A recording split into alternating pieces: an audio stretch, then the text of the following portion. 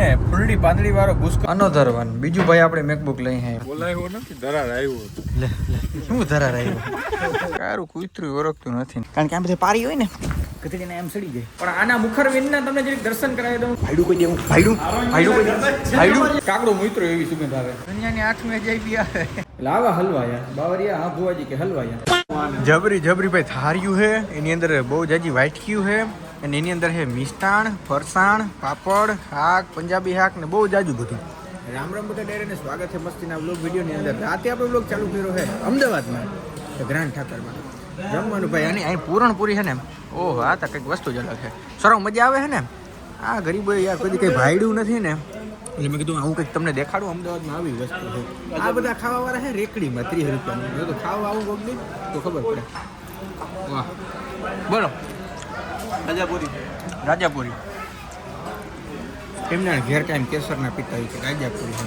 છે તમારી ભલ્યું છે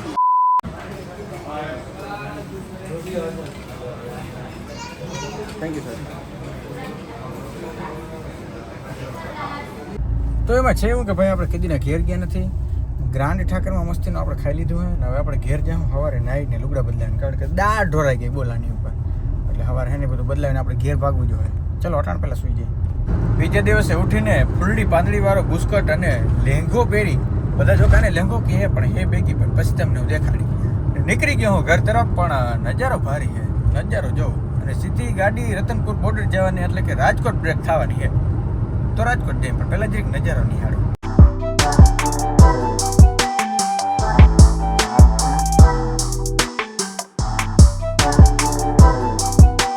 ગાઈસ આપણે રાજકોટ આવી ગયા અનોધર બેકગ્રાઉન્ડ જોઈને તમને ખબર પડી ગઈ છે કે આપણે અહીંથી મેકબુક લીધું હતું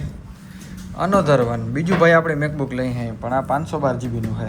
મેં કીધું આની જરૂર પડવાની છે તો હાલો આ લઈ નાખીએ તો ચાલો લઈ નાખીએ હું તો ભાઈ વારે ખરે ને આવે જૂના જ વસ્તુ હતું આવી જાય સસ્તામાં બાકી એપલ એટલે આવે આ નકટું આંતે થાય નહીં તમે તમારે જેટલું કચોડો એટલી છૂટ તો હાલો ભાઈ આ લેવાઈ ગયું added plus MacBook pro M1 બીજું મેકબુક પ્રો છોડાયું ને હજી ઘેર જવાનો વારો ના આવ્યો ને એની પેલા ભાઈ બધું મને પ્રોગ્રામ કરવા બોલાવી લીધો જોઈ બોલાયો નથી ધરાર આવ્યો લે શું ધરાર આવ્યો એ કે તું આવ ને આવી કે તારા વગર અમને મેળ નહીં આવી પાછા કે ધરાર મને બોલાવ્યો લે ભાઈ લે શું કરો કચડી એવારે હું તોણે કામ હા લે એક તો મને બોલાવે ભાઈ હું 7-8 દિવસે ઘેર નથી ગયો નહીં કે તું પ્રોગ્રામ આવ તારા વગર મને મેળ ના આવે અને અહીંયા આવે તો કદના આવી વાતો કરે માતારો હમોખા માતારો જો કેવા અભદ્ર શબ્દનો ઉપયોગ કરે ભાઈ મારો બ્લોગ જ નથી બનાવવો અવાજ તો નહીં સુમકારો ના થયો આમાં ના થાય તો ભાઈ આ ખોટું બનાવો તમારી મેથડ ખોટી છે એવું તમે ખોટા પડો સમકારો વેલો બોલી ગયો એ વઘાર હતો હવે વઘાર નથી પકડ થઈ જાય ને ભાઈ તમને એમ લાગે પકડ ખાલી PGVCL વાળા જ ઉપયોગ કરે એમ હા જોઈ લ્યો અમારા બંકાવ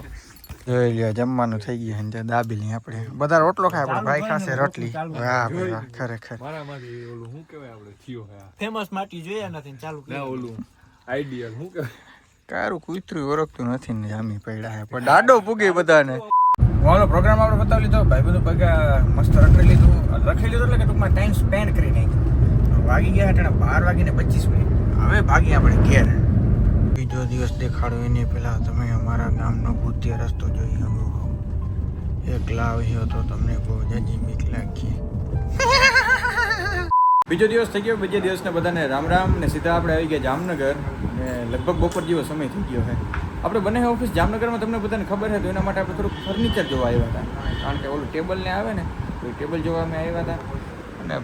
ના આમાં હું નથી દેખાડવાનું ભાઈ બધું જે બધું બની જાય ને પછી તો તમને હે ને છેલ્લે બધું દેખાડી નાખ બધું તમને દેખાડી દે તો સસ્પેન્સ શું રહે તો મસ્તીનું ભાઈ આપણે ટેબલ લઈ નાખ્યું હોય હવે બીજી ઘણી બધી વસ્તુ લેવાની લઈ નાખીએ હાલ જાય ભાઈ આપણે ઓલું ટેબલ લેવાઈ ગયું પછી મેં કીધું થોડાક સોફા બોફા આપણે લેવાના તો સોફા લઈ નાખી મસ્ત દુકાન હે કે સોફા બોફા જોઈએ ટેબલ જોડે પણ સોફા છે અહીંયા વિભિન્ન પ્રકારના ભાઈ આપણે સોફા જોઈએ છે પણ આપણે જે જોઈએ છે ને એ પરફેક્ટ આપણે રેક્ઝિનમાં જોઈએ તો હાલો એ આપણે જોતી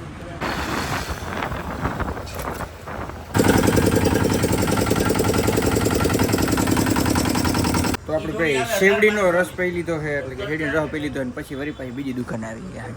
હમણાં તો ફર્નિચરની દુકાને જ રખડી હે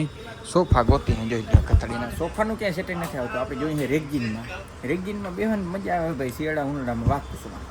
રેક્ઝિન ગોતું છે કાપડમાં ને મેલું બહુ થઈ જાય સમજ્યા તમે સમજ્યા હા હું કહો કાનભાઈ બોલો હું કેટલામાં જેવું છે 6,500 રૂપિયા ઉપાડો બુક કરો જામનગરની અંદર મને લાગે ત્યાં જઈને સોફા ફૂટી ગયા છે સોફા બોલે કે મગજમાં જ દેતા આપણે જોઈએ છે લેધરમાં રેક્ઝિનમાં આવે ને એ ગતડીના જડતા નથી બધી જગ્યાએ લગભગ કાપડના જ જડે છે એક છેલ્લી આશા છેલ્લી ઉમેદ લઈને એક જગ્યાએ જઈ છે ત્યાં જડી જાય ને તો આપણું કામ બની જાય હાલો જતા ભાઈ અમારી છેલ્લી આશા છેલ્લું કિરણ હતું ને કે અહીંયા તો અમને જડી જ જશે અને અપફુલી ભાઈ આપણે અહીં જડી ગયા જોઈ લ્યો પ્યોર રેક્ઝિન છે દેખાય તમને અને આ આપણે ફાઇનલ કરવાનું છે મજા આવી ગઈ અટણ થોડો કઠણ લાગે પણ જેમ બેસતો જાય ને મેં ધીરે ધીરે પોચો થતો જાય તો 3+2 એટલે કે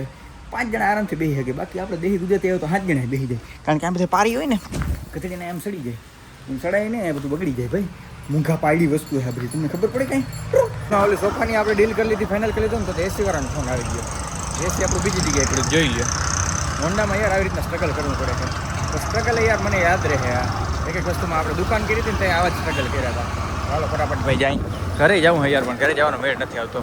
થોડું ઇન્ડોર હતું ભાઈ હવે આઉટડોર છે કેમ કેવું પડે જોઈ લો ચાલો વાહ છોકરાઓ વાહ વાહ વાહ વાહ વાહ છોકરાઓ વાહ